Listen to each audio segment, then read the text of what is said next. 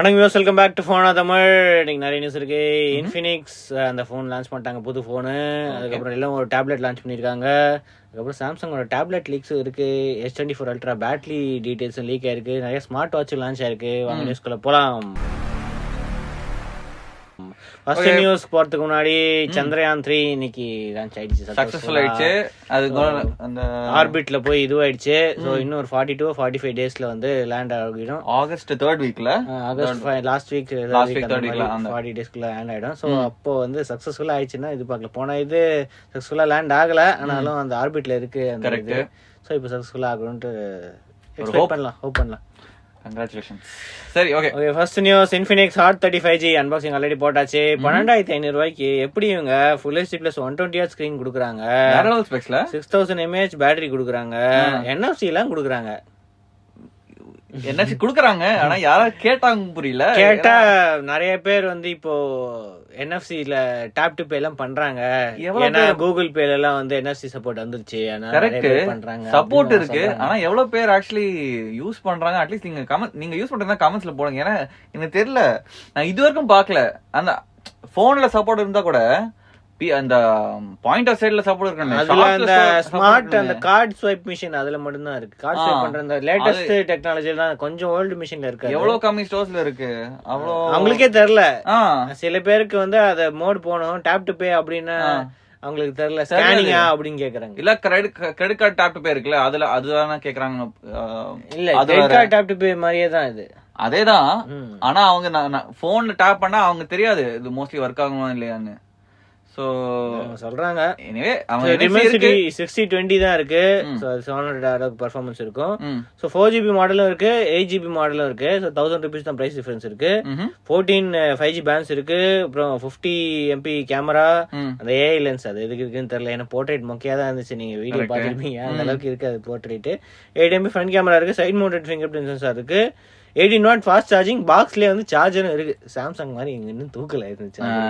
Okay, ஆனா இந்த price ரேஞ்சுக்கு ஓகே, சரி, கரெக்ட் தான்.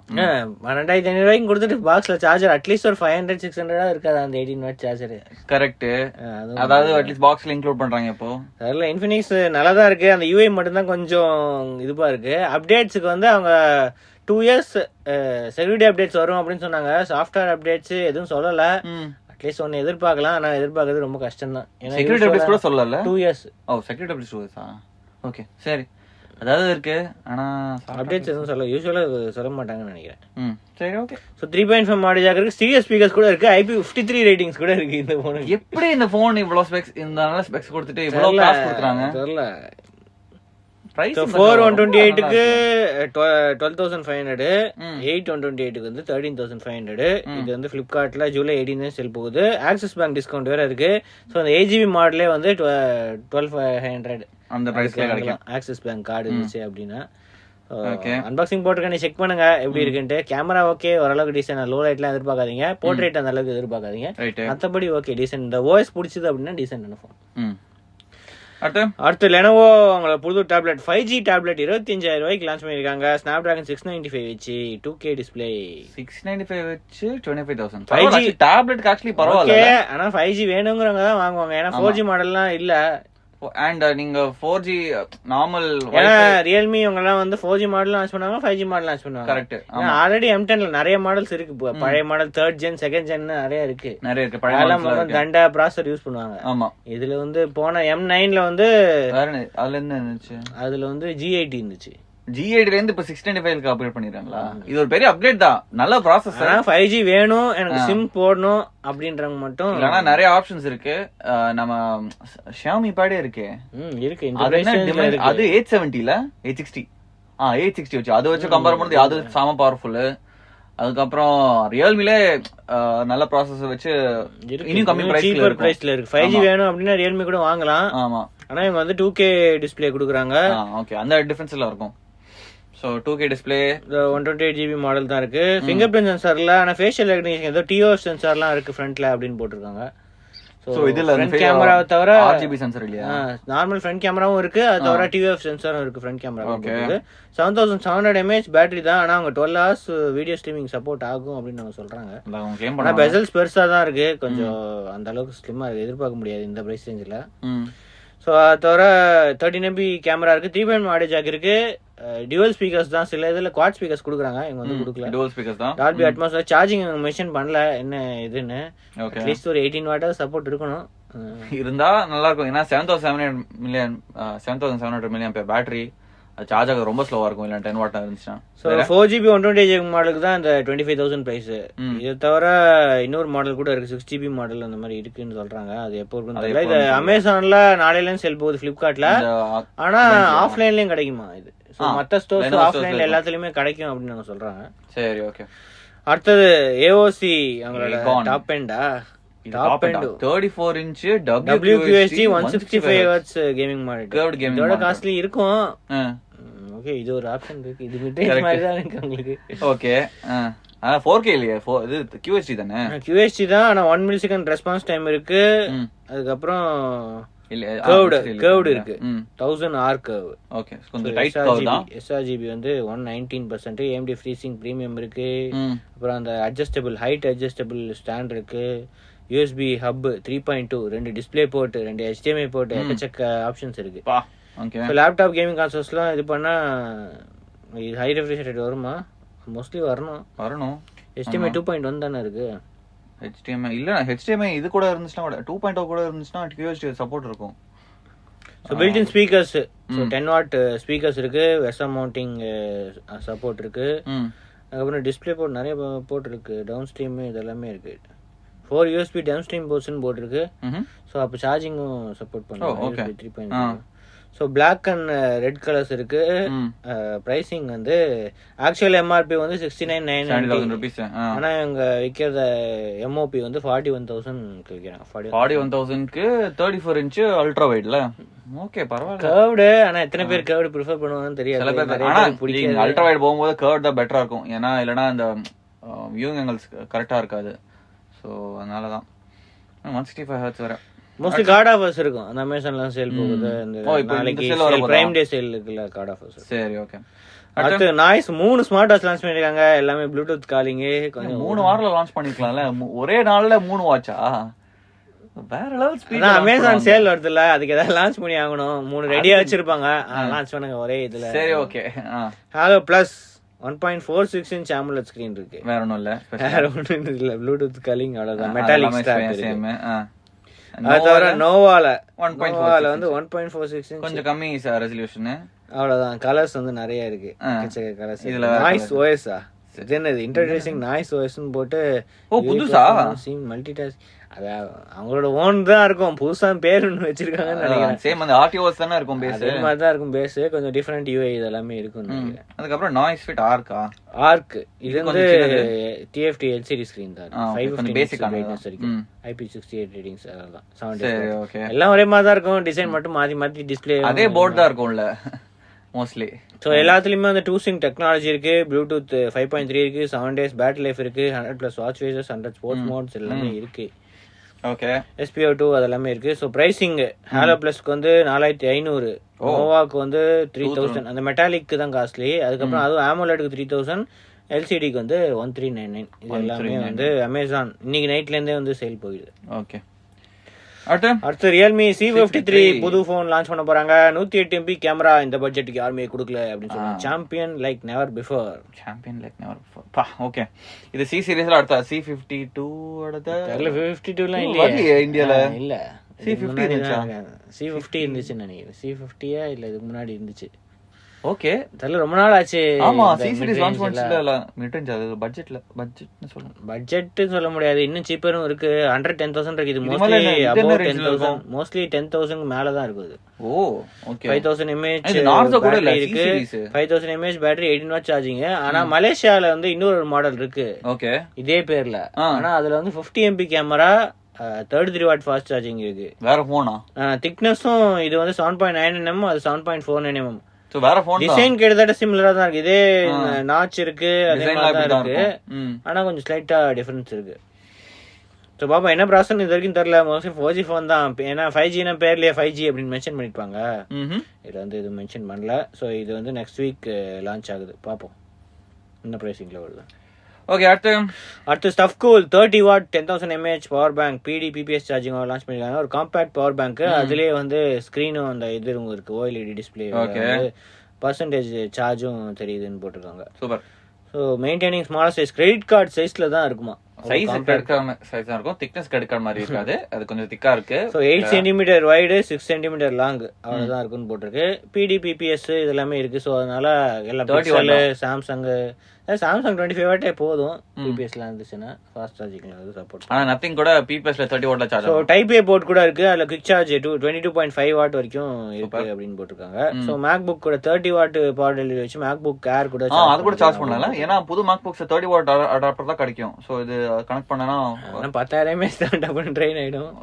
ஒரு மேபி ஒரு சார்ஜ், ஒரு ஃபுல் சார்ஜ் வந்துருமா? மோஸ்ட்லி ஒரு சார்ஜுக்கு கஷ்டம் தான், கன்வர்ஷன் ரேட் கொஞ்சம் பிரச்சனை இருக்கும். ஆனா அட்லீஸ்ட் ஒரு மென்ஷன் பண்ணிருக்காங்க பாரு, ஐபோன் 14 ப்ரோ வந்து 2 டைம்ஸ் சார்ஜ் பண்ணலாம், S23 Ultra 1.5 டைம்ஸ் சார்ஜ் பண்ணலாம், மேக்புக் ஏர் வந்து 0 to 45% சார்ஜ் பண்ணலாமா, அவ்வளவுதான். 45%. அதுவே 10 hours பேட்டரி லைஃப்ல. ஏன்னா M1 அவ்வளவு பவர் எஃபிஷியன்ட், கிட்டத்தட்ட 9 hours 10 hours பேட்டரி லைஃப் படுக்கும். அந்த சார்ஜிங் இதெல்லாம் இருக்கு, ப்ரொடெக்ஷன் அதெல்லாம் வந்து நிறைய இருக்குன்னு போட்டிருக்காங்க. ரைட். சோ பேக்கேஜ்ல வந்து type C to type C கேபிளும் கொடுக்குறாங்க. சூப்பர், அதுவே ஒரு பெரிய விஷயம். ஏன்னா யூசுவலா நான் கொடுக்க மாட்டாங்க. இதுல ரேட்டிங் கூட நல்லா இருக்கும். சோ பிபிஎஸ் வந்து 33 வாட் வரைக்கும் சப்போர்ட் பண்ணனும்னு போட்டிருக்காங்க. ஓகே. சோ பிடி வந்து 30 வாட் வரைக்கும் சப்போர்ட் பண்ணனும் அப்படி போட்டிருக்காங்க. ரைட். சோ பிரைசிங் வந்து பரவாயில்ல, டீசெண்டா தான் இருக்கு. 2000 rupees 10,000 mAh, நார்மல் 10,000 mAh சீப்பா கிடைக்குது. நீங்க பிடி பிபிஎஸ்லாம் வேணும்னா கொஞ்சம் காஸ்ட்லியா இருக்கும். ஆமா, டீசென்டான இது. அமேசான்ல வந்து Stuffcool ரெண்டுத்துலயுமே வந்து சேல்ல இருக்கு.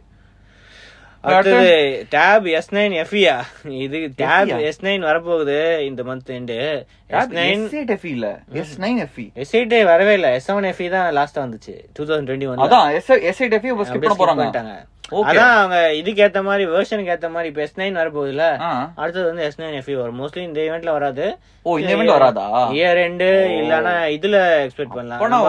S23 FE வருதுல, அந்த சமயத்துல மோஸ்ட்லி இந்த இயர் எண்ட்ல S23 FE வரும். அது வரும்ல, அப்போ இது லான்ச் ஆகுதுக்கு. அப்போ இதுவும் பட்ஸும் அப்போ வருதுன்னு சொன்னாங்களா அந்த ஈவென்ட்ல? தெரியல. இந்த ஈவென்ட்லயா? அந்த ஈவென்ட்ல தான் வரப்போதா? இந்த ஈவென்ட்ல வரலையா? ஒண்ணுமே வரலையா? கிடையாது. வெறும் Tab, Fold, Watch. போன வருஷம் தானே Buds 2 Pro லான்ச் பண்ணாங்க. இது நார்மல் வெர்ஷன் வந்து கொஞ்சம் டைம் ஆகும் அப்படின்னு சொல்றாங்க. அப்படியா? Buds 3. ஓகே. சோ இது ரெண்டு மாடல் இருக்கு. S9 FE இருக்கு, FE Plus இருக்கு. பாக்கிறதுக்கு அதே மாதிரி தான் இருக்கு. ஆனா ஒண்ணுல வந்து சிங்கிள் கேம் இருக்கு, இன்னொன்னு வந்து டுவல் கேம் இருக்கு. ஓகே. ப்ராசஸர் வந்து Exynos 1380 அப்படின்னு தான் ரூமர் இருக்கு. தெரியல. 1380வா? யூசுவலா சாம்சங் ஹை எண்ட் ப்ராசஸர்லாம் போக மாட்டாங்க இந்த FE வெர்ஷன்ல. கரெக்ட். ஒரு மிட் ரேஞ்ச் இவ்வளவு தான் போவாங்க. ஆனா 130 மிட் ரேஞ்ச் சொல்ல முடியுமா? அவ்வளவுதான். அவங்க A54லயே 130 தான் யூஸ் பண்றாங்க. 40,000 ரூபாய் போன்ல இது யூஸ் பண்ணா இப்ப டேப்லெட்டும் எவ்வளவு இருக்கும்? அவ்வளவுதான் இருக்கும். 30,000 ரூபாய், அவ்வளவுதான். 30,000 40,000 அந்த ரேஞ்சில தான் இருக்கும். ஏன்னா அவங்களோட பிளாக்ஷிப் டேப்லெட்லாம் அநியாயத்துக்கு 50,000 AMOLED ஸ்கிரீன்லாம் இருக்கும்ல அதுல. இல்ல அது LCD தான். ஆனா கூட 60,000 இருக்கு. AMOLED ஸ்கிரீன் 1 lakh, அந்த 80,000 எல்லாம் 1 lakh போகும். ஆனா அதுல பிளாக்ஷிப் சிப் இருக்கு. அந்த LCD ஸ்கிரீனும் வேற லெவல் LCD ஸ்கிரீன் தான் இருக்கும். FE சீரிஸ் யூஸ்வலி கொஞ்சம் சீப்பரா இருக்கும். அண்ட் சீப்பரா இருந்துச்சுன்னா மேபி ஒரு 40,000 45,000 அந்த ரேஞ்சில் இருக்கும். அந்த ரேஞ்சில் இப்போ எனிவே A சீரிஸ் இப்போ விற்கிறாங்க 1380. FE மாடல் வந்து 10.9 இன்ச்சா. ஸோ மற்ற எல்லாம் அதே மாதிரி தான் இருக்கு. டியூவல் ஸ்பீக்கர்ஸ் இருக்கு, இது இருக்கு. இது வந்து 12.4 inch பிளஸ் மாடல். ஸோ இது ஆக்சுவலா ஸ்லிம்மா இருக்கு. 6.54 mm தான் திக்னஸ் அப்படின்னு போட்டு. நார்மல் இதுல வந்து 6.7 mm. இது இன்னும் ஸ்லிம்மா இருக்கு. Side mounted fingerprint sensor தான் இருக்கு. அப்புறம் அந்த ஸ்டைலஸ்க்கு இது இருக்கு. தனியா டாக்கு சப்போர்ட்லாம் இருக்கும் அப்படின்னு போட்டிருக்காங்க.